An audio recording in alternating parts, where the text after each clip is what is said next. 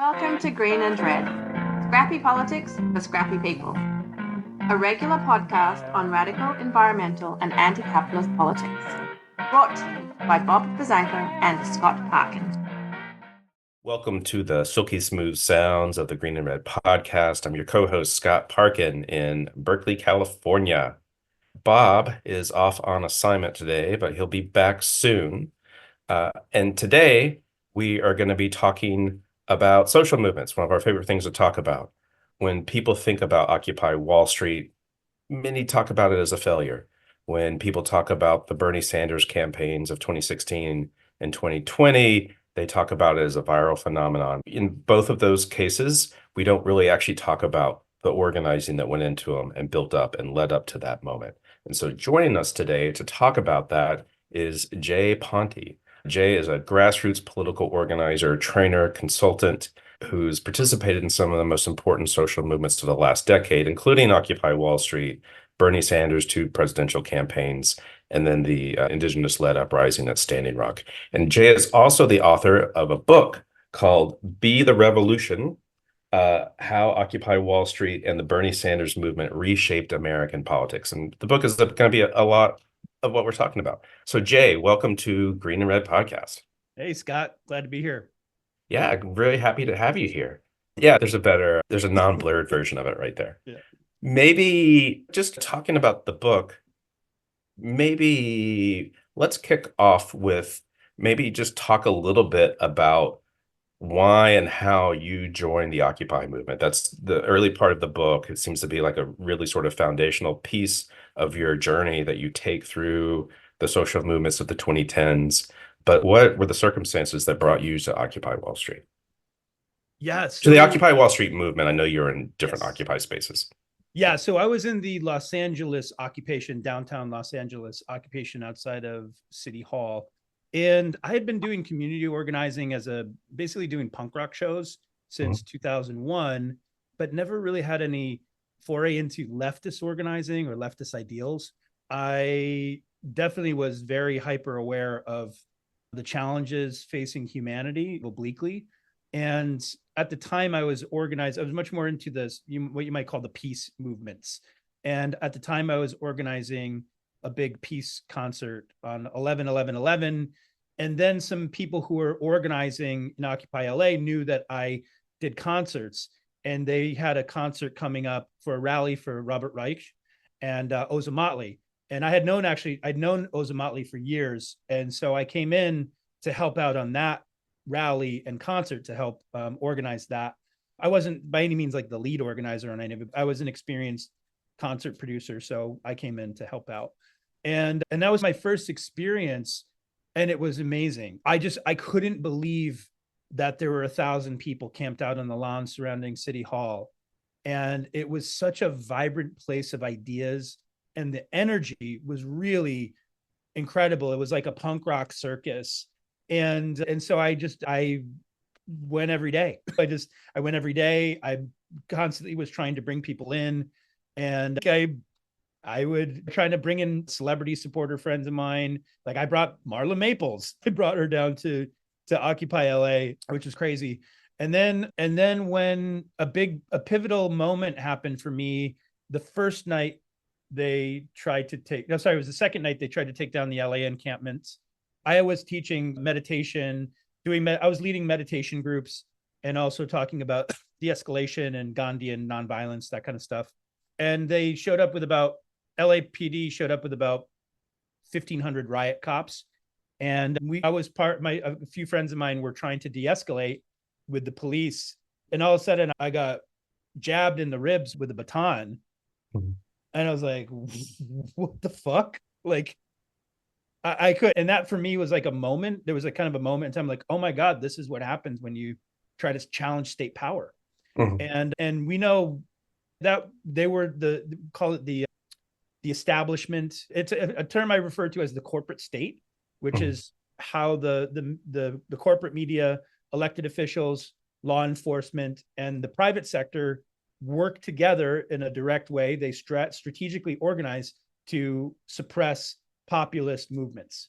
It happened at Standing Rock, happened during the Bernie campaign, happened during Occupy, and they I'm sure it's happening during Cop City and BLM and all of the other uprisings. Ferguson. So yeah, so that was a big moment for me where I went, oh shit, the class war is real. Yeah.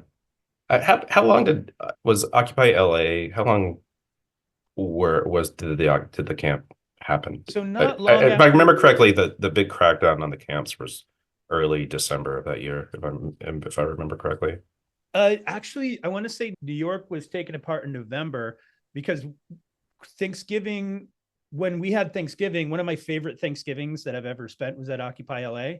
They had already taken down, or they had just taken down the New York encampment, I believe. So we were sensing that it was the calm before the storm. So I want to say November, and then the crackdowns continued. But I want to say when they swept the camp was, I want to say it was the end of Thanksgiving, maybe first week of December, something like that.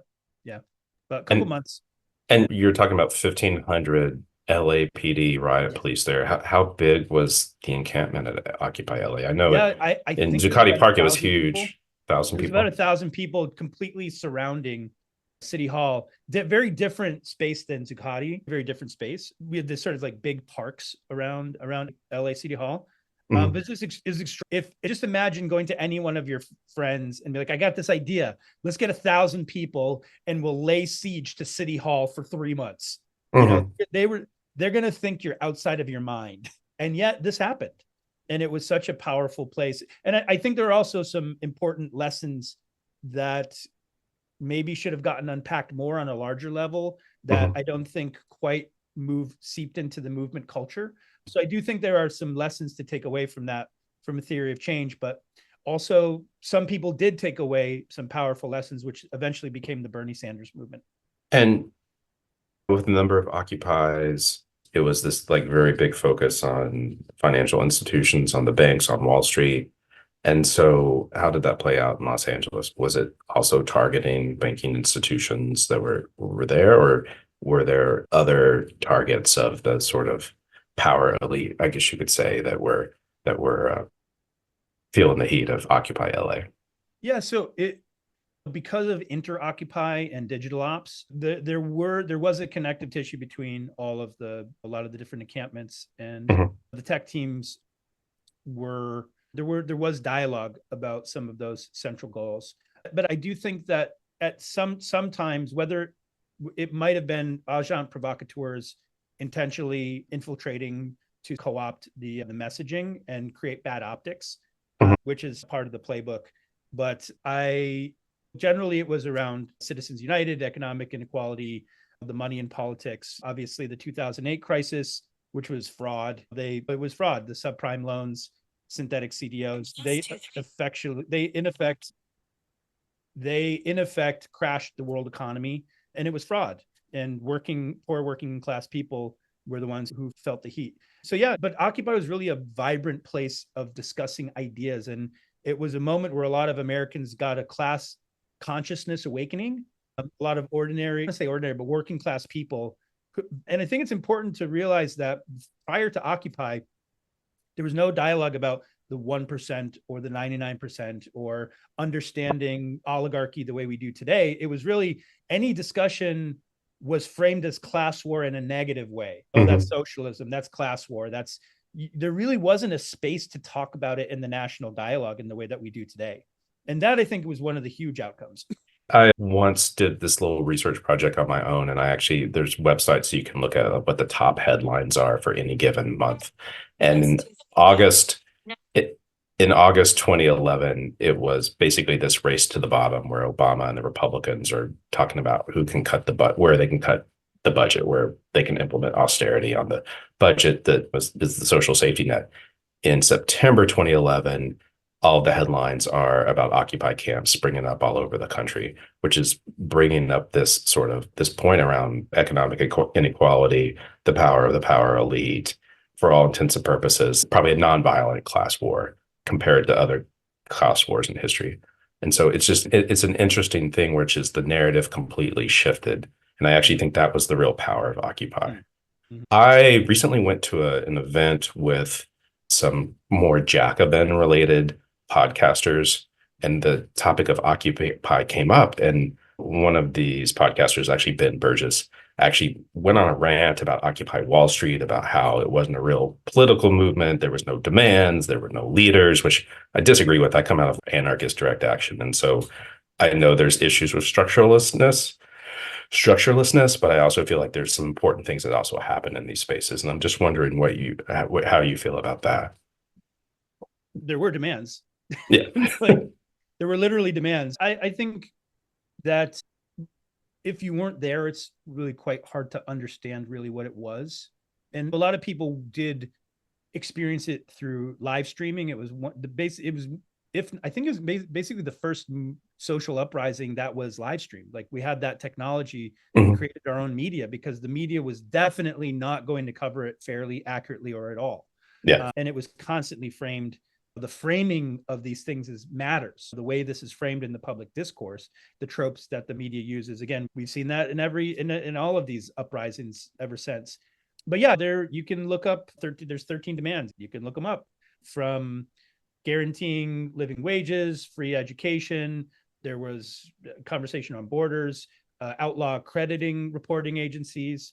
I think one of the demands was around unionization, the right for workers to unionize. So there definitely were demands. That's just not true.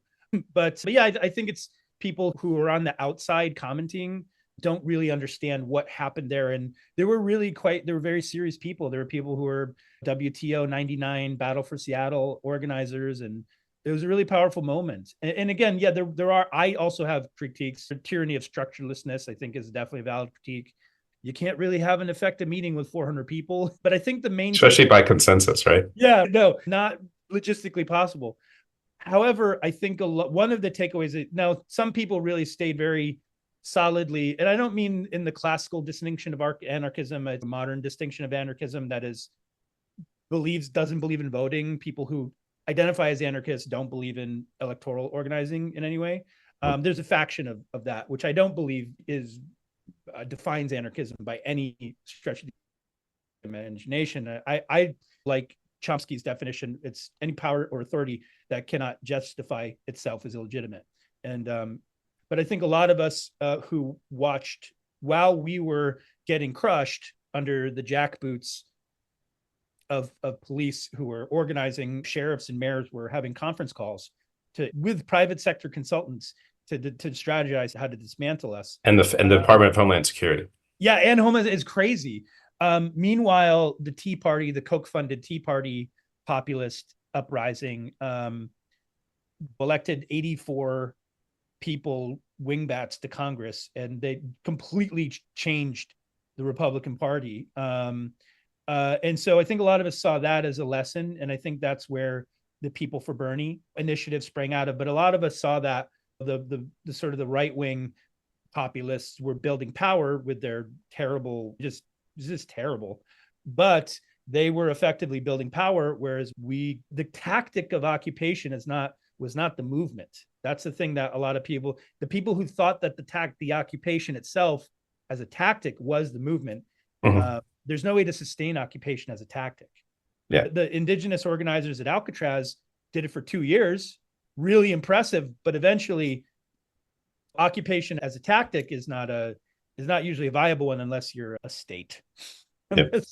Unless you're a state. The French did it all through the second half of the 19th century, and it never really worked. The Paris Commune was eventually cracked down on.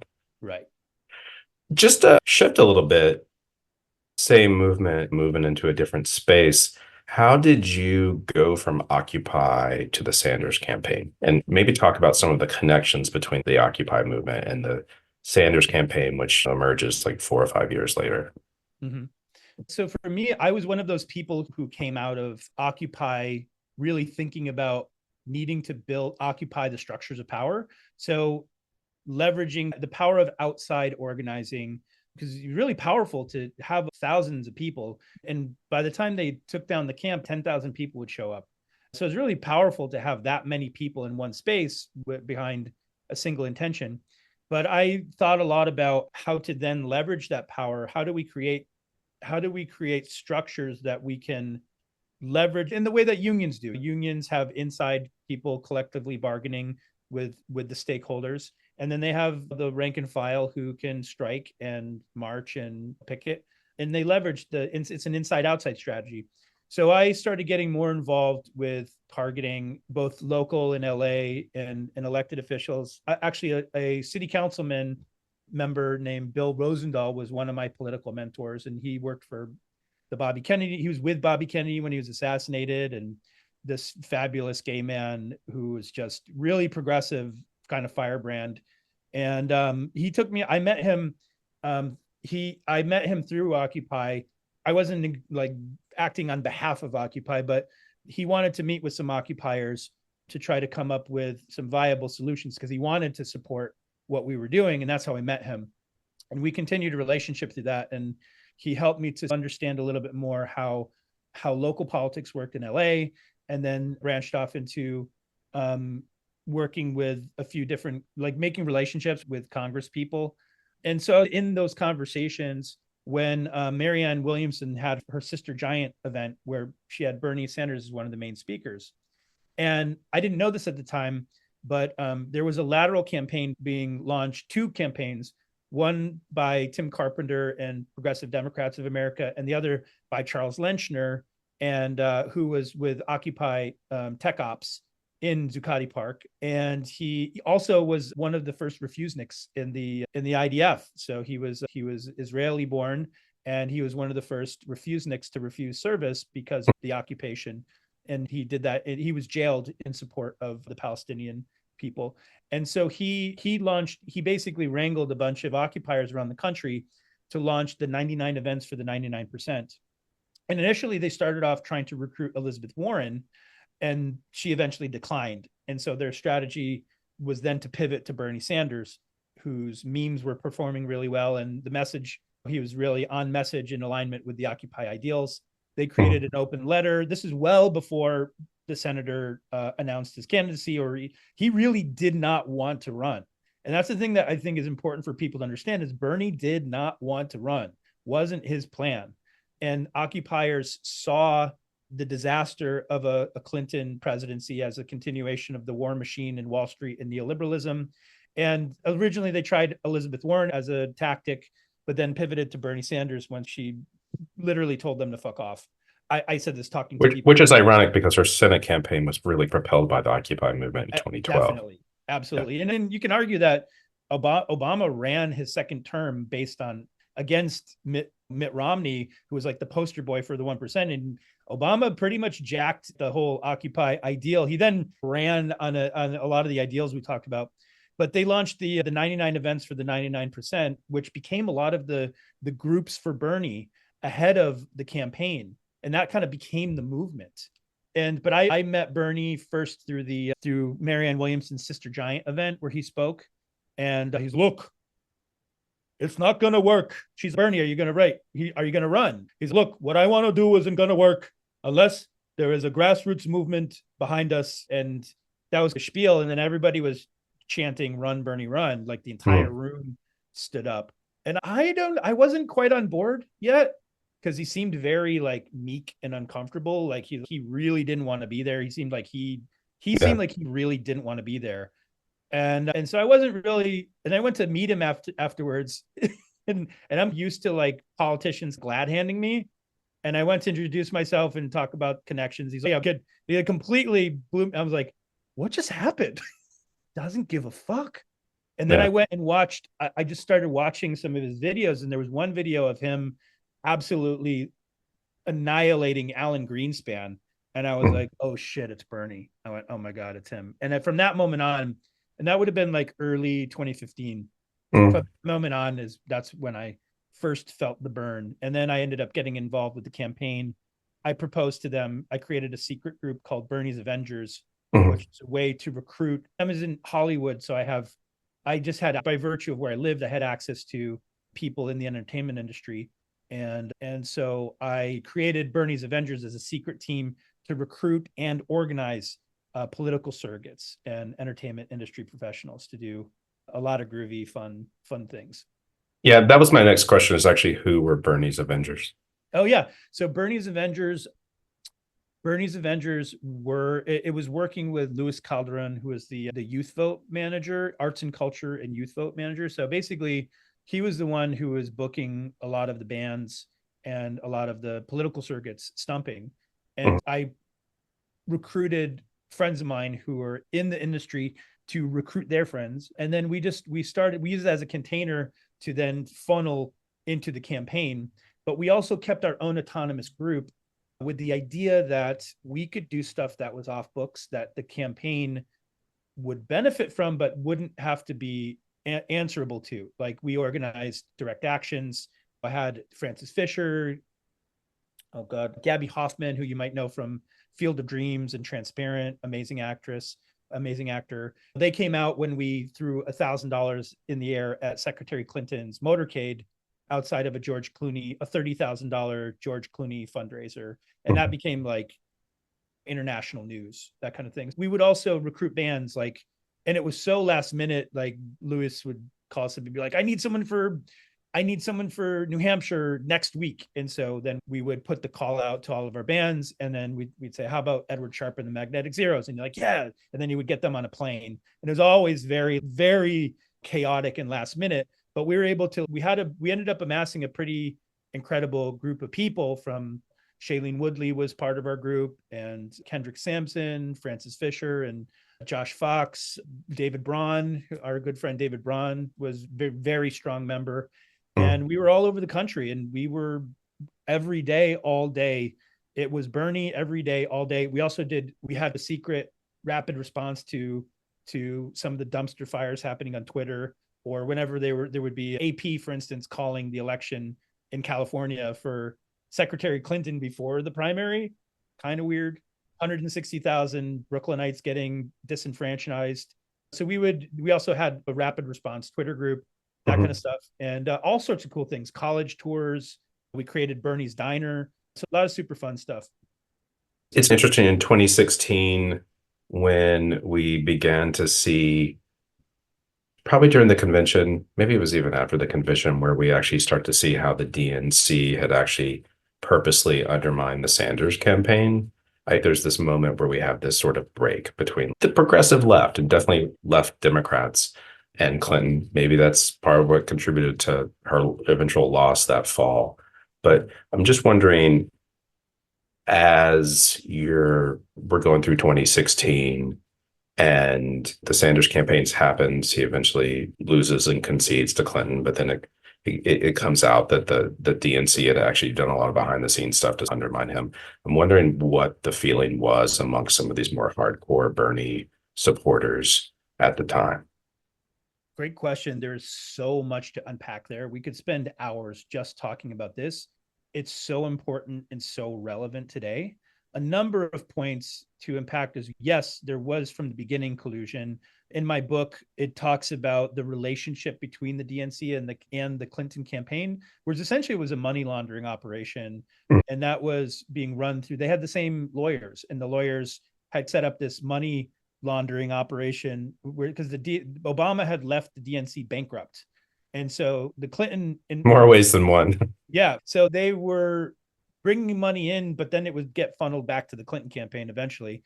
And because of that, the Clinton campaign had a signed agreement, but that their mutual lawyers crafted, where the Clinton campaign actually had quite a lot of say over how the primaries were run and how the DNC was run, and who, as we know, her former deputy campaign manager, Debbie Wasserman Schultz, was allowed to run the primaries. And you can see all of the ways from cutting the number of debates when the debates were scheduled. The WikiLeaks came out, confirmed a lot of what progressives already knew was true, that there were members of the media were colluding with the campaign to drive baseless tropes, and to even give debate questions were given to the campaign. This also came back out in, Donna Brazil's book, Hacks. I want to say she was I think the vice chair of the DNC, and it came out in her book as well. So this isn't conspiracy theory stuff. And then what happened was Debbie Wasserman was brought onto the campaign right after all of those leaks came out. So what happened is you had a really strong message being sent at a time when they were crying unity. But there's a chapter in my book on the fight at the Democratic Platform Committee, which I think it might have been the time when the left has actually wielded the most strategic power and influence as a collective.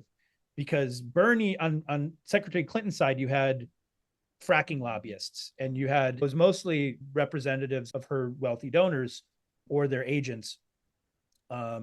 People like Trevor Hauser, who was a fracking lobbyist, was in charge of her energy policy, and they were trying to guide this wasn't even an official. This was really just a piece of paper talking about what the next 4 years were going to look like. But for progressives, like people like Cornel West and Bill McKibben, David Braun, who are all on the platform committee, this was something that they were going to use to organize around. Mm-hmm. And the lengths that they went to fight us on this. So they were crying unity. But I actually had this conversation with Mark Elias, one of Clinton's lawyers, and he became infamous for the Steele dossier. I don't know if you remember that. Yeah. Steele dossier. He became infamous for that. But I had a conversation with him where essentially he said to me, look, I told him, like, you're going to lose the election here because Secretary Clinton is not going to be able to win without the support from the progressive movement. We're the most energetic people in the country on the left who care about these issues. And this race, and he said, we have the data is clear. Everybody's going to come on board and vote for Clinton. And I looked at him and I got a little intense and I said, you need to listen to me. This race is going to come down to the angry white guys that got fucked over by NAFTA in the Rust Belt. Yeah. And you're going to find that when the real numbers come in late September, early October, that you're losing. Yeah. Because you don't understand what's happening out there. You don't understand. I did probably 12,000 miles in 2016 for Bernie and for Standing Rock. And I met people in the Rust Belt who were lifelong Democrats that spit on the ground when they heard Secretary Clinton's name because of NAFTA, men and women. And there was a lot, they didn't really understand the rage and the desperation people felt. And that eventually showed up in the convention. And I don't like giving this person credit, but to the credit of Steve Bannon and Donald Trump, they actually picked up on that vibe and Trump swept most or all of the Rust Belt states, definitely ones that the Obama had carried in 2008 and 2012, and the Democrats had, traditionally carried at least since the early 90s, Michigan, Wisconsin, Ohio, Pennsylvania. And the Clinton campaign was completely tone deaf to that. Yes.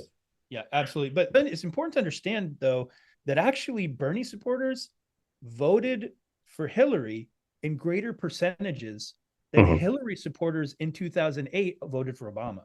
Yeah, that's actually an important comparison that we bring up on this show. Our show, where we consider ourselves the radical left and we critique the Democratic establishment probably more than we do Republicans. And I think that's an important thing to note, is that Sanders endorsed Clinton in 2016, made, I believe, dozens of campaign appearances for her, and much more than the Clintons did for Obama in 2008, and which led to what you just described. Yes, that's true. He went all over the country. But again, after Clinton lost, it also became a Democratic talking point to blame Bernie Sanders. Yes, exactly. So Democratic establishment talking point. If you go to the website betherevolution.us /home, there's actually a free chapter download. I actually wrote an autopsy. It's a free bonus chapter that my editor didn't put it in the book because it's a little too didactic. The approach to the book is mostly narrative-based storytelling. It's Gonzo, Hunter S. Thompson style storytelling. And this chapter was it was based on an article I wrote that's called 27 Reasons That Trump Won That Have Nothing to Do with Susan Sarandon. And spoiler alert, neoliberalism is a big part of that. But and the Democrats never did an autopsy. In the way that the Republicans did an autopsy after Barack Obama won, they went back to, okay, how do we get here? The Democrats never did that. And I think it's important for people to understand is they don't care, because what is important to the Democratic establishment is to just keep the money flowing. That's really what it comes down to. And they raise a lot of money off of Trump. So it's not really about substantive issues or governance. It's about it doesn't really matter. So they will gaslight us when it comes down to it. And they'll try to find any other reason except for looking at the endemic corruption that is directly tied to the money in politics and their fundraising model, which the Bernie Sanders movement. And this really important, the book makes a very strong distinction between the movement and the campaign. That's so important because one of the central ideas of the book is to dismantle the notion that anybody's coming to save us, to stop looking at politicians to save us. No one is coming to save us. It is up to you and I to organize ourselves and build power. And it gives examples of how one to small groups have done that successfully and changed the world. Just talking about that movement building, power building, and a little bit of what we touched on through the whole thing is we see this trajectory from Occupy to Ferguson and all of the BLM uprisings that came after every time we see a young Black man murdered by police, to Standing Rock, to the real anti-Trump resistance, not where it's Chuck Schumer and Nancy Pelosi with a hashtag or tearing up a piece of paper in front of him, to what happens in 2020 and what's happening right now around Gaza. And the Sanders campaign happens in there. Lots of other uprisings around pipelines. I always don't ever want to forget those. But what do you account for this continued sort of momentum? And sometimes it doesn't seem like it's a lot of people, and sometimes it doesn't seem like it's a lot of people in comparison to like how large the country is, but it's been having an impact where we've changed narratives, we've defeated pipelines, we had a whole movement around defunding the police, which the Democrats also have turned on. But I'm wondering, what do you think is continuing to keep this momentum going? And similar thing going on with Gaza right now. So we have huge protests and huge movements, and the Democrats aren't moving. But maybe it's a two-part question. What do you account for? What continues the movement going? And then also, what do you described a little bit, but just why, or is the establishment, at least on the Democrat side, intransigent? Yes, that's a great question. Again, a lot to unpack. That's a big question. I'm saying it is a big question. Probably should have broke it down into two or three. On the negative side, basically, in prior elections, it was the main narrative was always what? How much did they raise? That was always the number one factor. How much did the candidate raise? Basically, whoever raised the most money was the presumptive front runner and would be the presumptive candidate. Now, then you have Bernie, who comes in and raises more money than Barack Obama raised in his general election in the primary. All of a sudden, that narrative doesn't hold anymore. This is terrifying because the entire system that began in around 93, 94, so it was Newt Gingrich who originally came up with the idea that we're not here to have town halls. We're not here to meet with constituents. We are here to dial for dollars and do fundraisers for corporations and rich people. That's the game. Pelosi followed suit within a year. The Democrats, the third way Democrats, basically who got their asses kicked by Reagan in the 80s.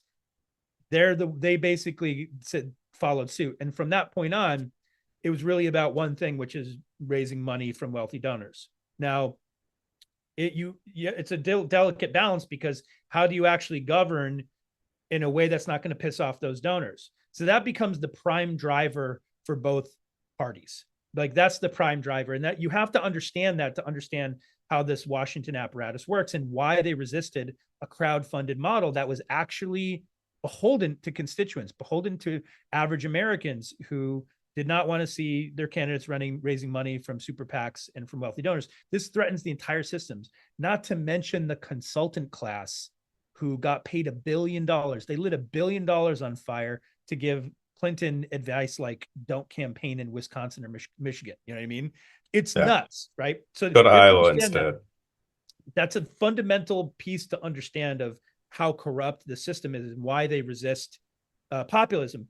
So out of that, it's important to understand that populism in times of great economic inequality, like we're reaching record levels of inequality, 8 men control half as much wealth as the rest of the fucking planet. We are living in an oligarchy. Okay, everybody knows it. And it is continually a race to the bottom for working people. And, you know, times of populism is going to go one of two directions. It's going to go Hitler or FDR. Either you address economic inequality and social programs like FDR did, or it goes the way of fascism, which is scapegoating minorities and a strongman culture and everything that's arisen out of the MAGA movement, which is what Bannon this is a global movement. Bannon is advising Bolsonaro. Like the fascists are a global movement, and this is what Trump has been able to capitalize on. Okay. Yeah. Now what's come out of that to answer the second part of your question is there prior to 2001, there was the anti-war left was nowhere, right? So you're seeing this incredible outpouring of outrage over what's happening. And that's important because before that, no one was paying attention. No one was paying attention to the forever wars during the Obama administration. No one was paying attention to the fact that Secretary Clinton and Obama created a failed state in Libya. They were brokering billions in weapons deals to terrible dictatorships and trying to creating a proxy war in Syria. No one was paying attention to that stuff during the Obama administration. So you are looking at a mass awakening of people whose worldview has shifted leftward because they saw in real time what happens when you challenge state power. And in the book, I make the argument that it is one continuous lineage from Occupy through Bernie Sanders, through Standing Rock, and then all the way up into the modern American rebirth of American labor. So you have Starbucks, Amazon labor unions, all these wonderful, and even within that, there's a lot to unpack because you have old power structures within the union movement. So you have the rank and file and these new labor movements clashing with the old bosses and the old guard. And that kind of gets teased out in the Bernie 2020 chapter, where we see some of those dynamics play out to the campaign's peril, actually, some of those philosophies. So I'm not sure if I addressed your questions. I hope I got to it. There are many answers to many things. I think you hit it pretty well. Okay.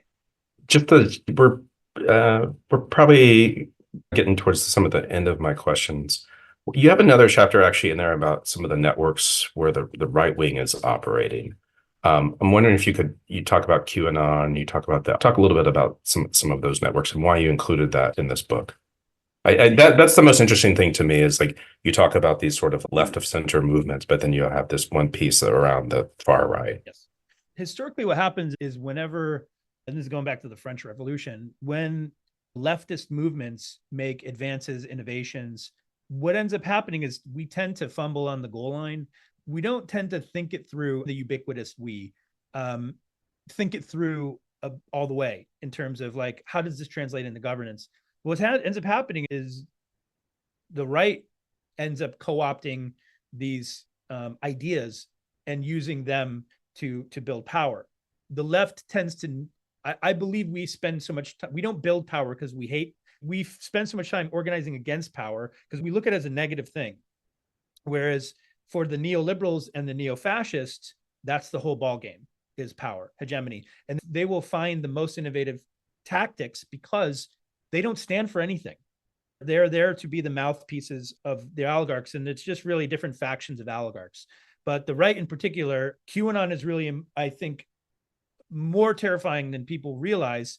I became connected to some of the groups of citizen journalists who are tracking and mapping who was actually behind QAnon. And I got into this because of one of my old Occupy LA cohorts was a central figure of intrigue.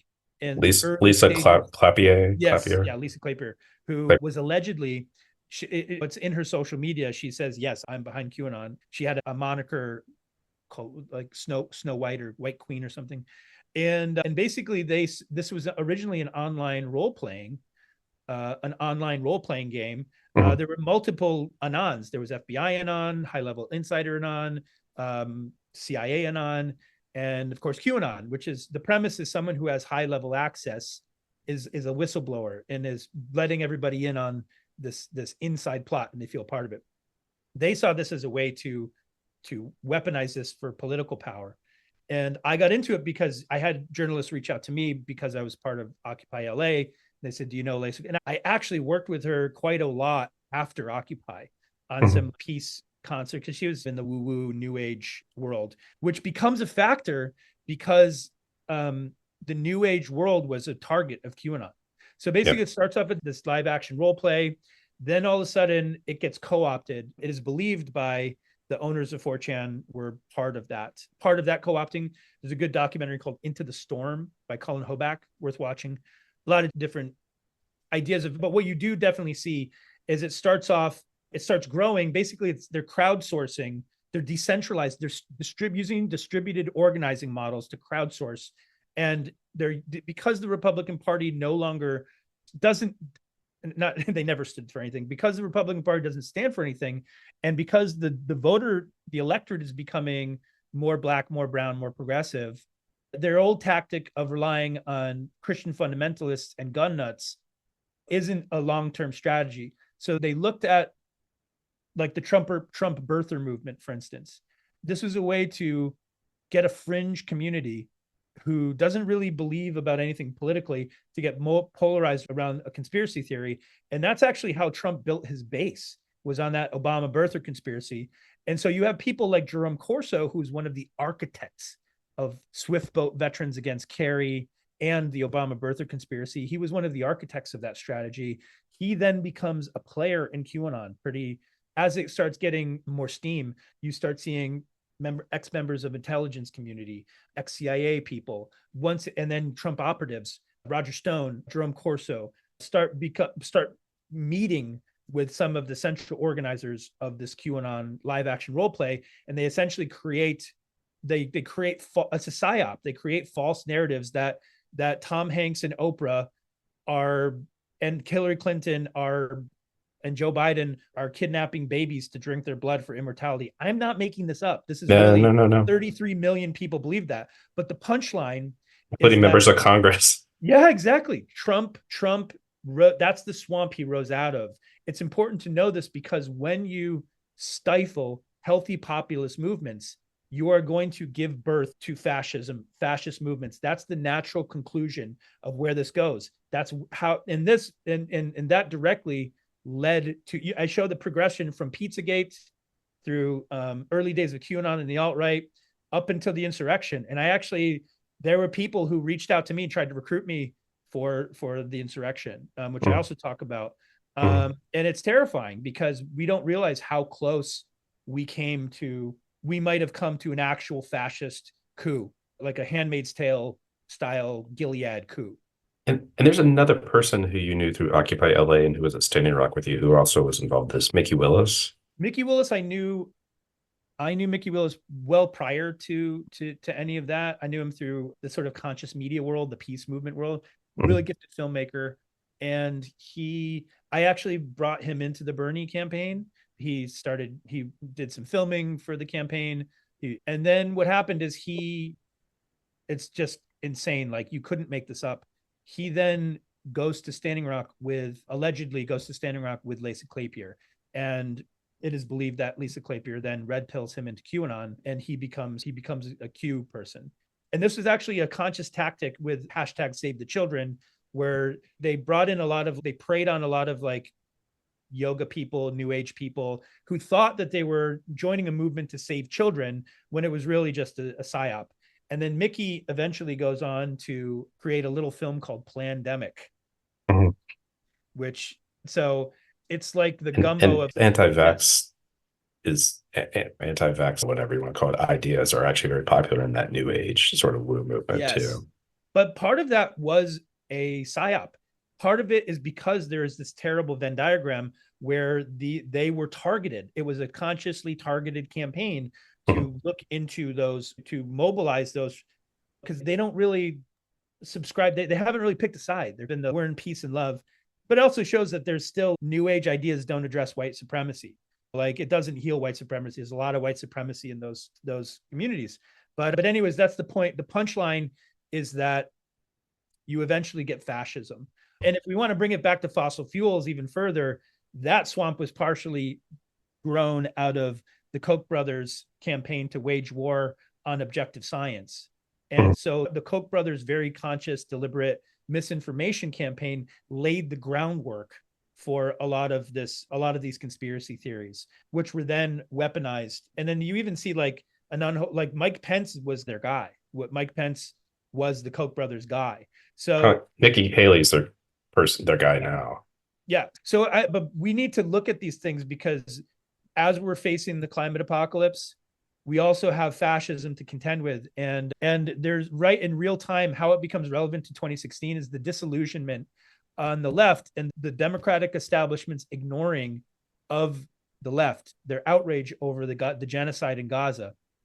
It's a genocide we're watching happening real time. The US is enabling it, participating directly. It's been participating directly in genocide with the Saudis in Yemen.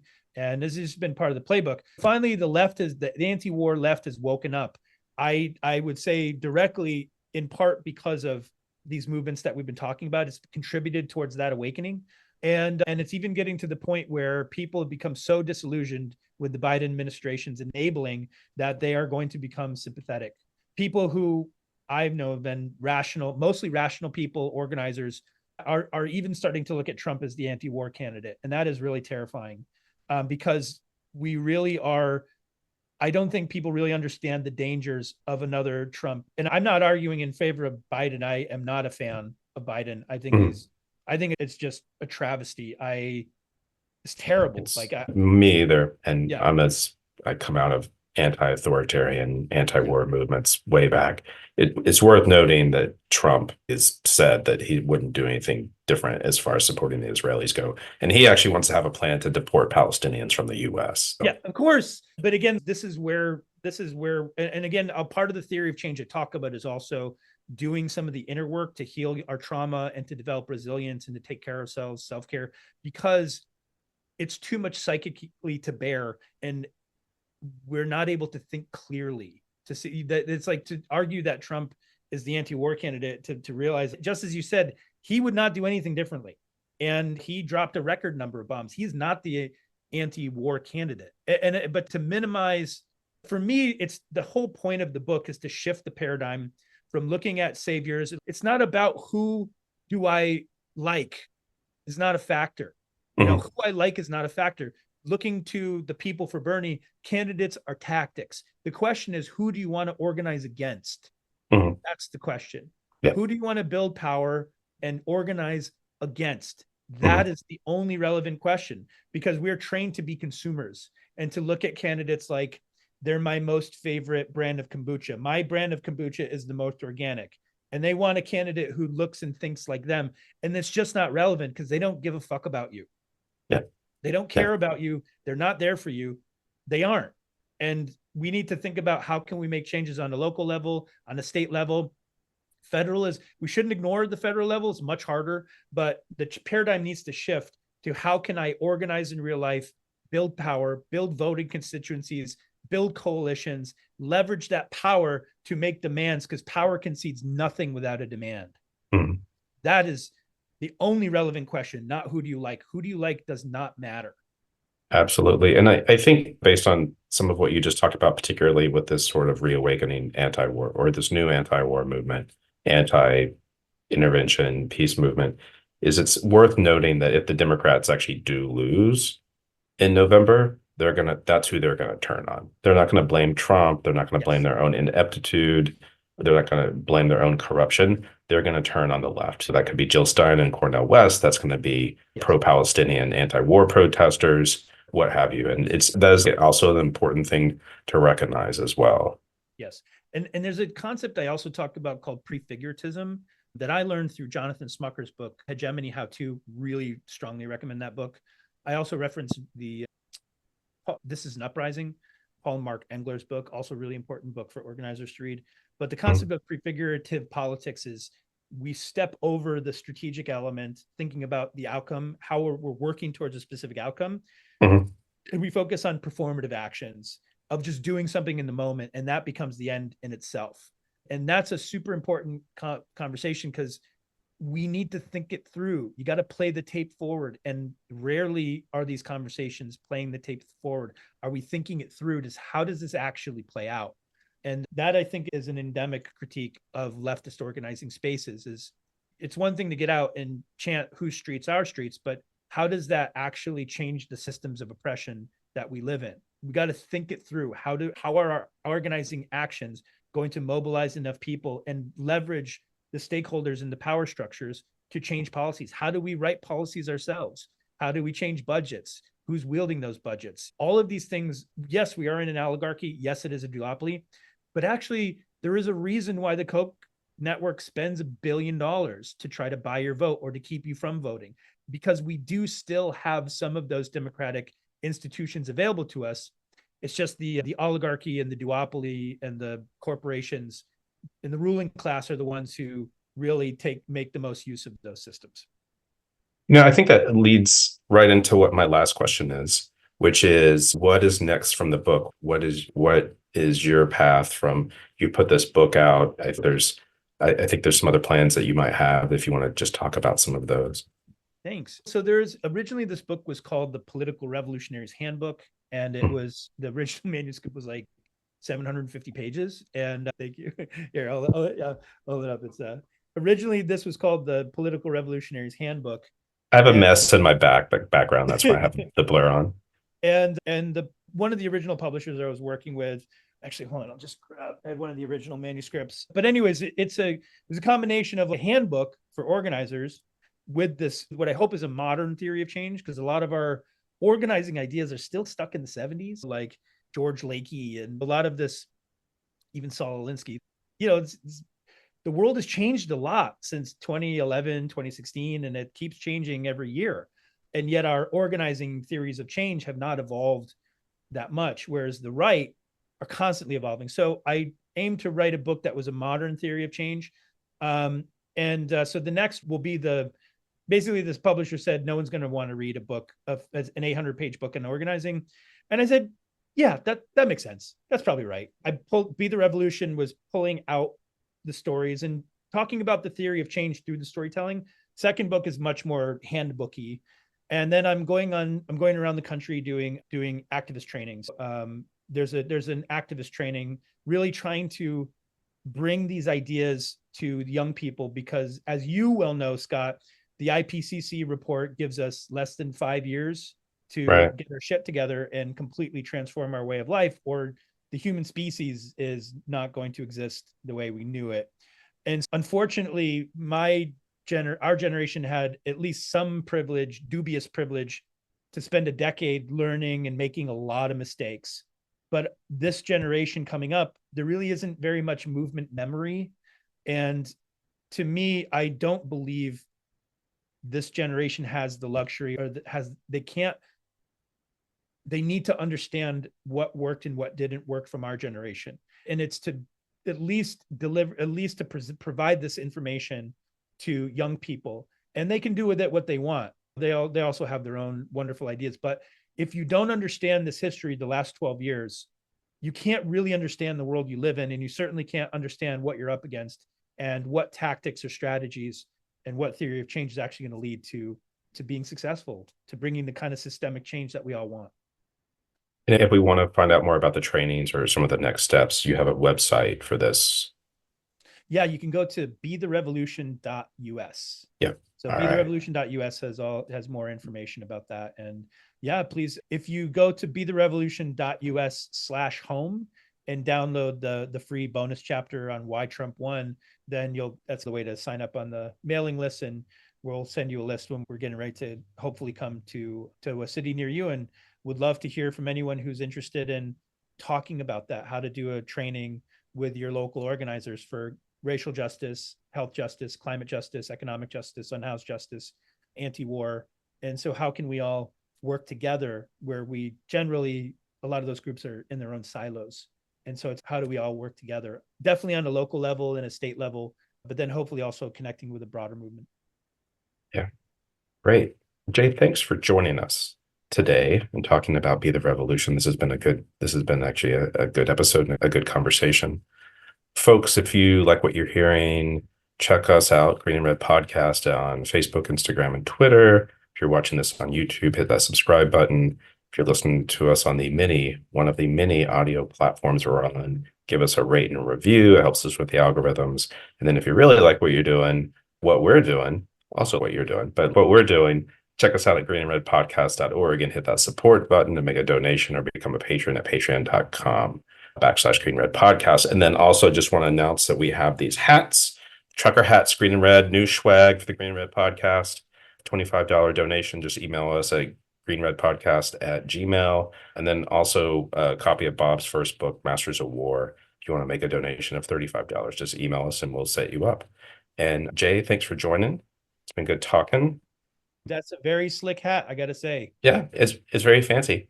It's very hipster. I feel like a very big hipster. Slick. Hipster from the Mission or LA or wherever. Everyone else, we'll talk to you again soon, and go out and misbehave. Thanks for having me.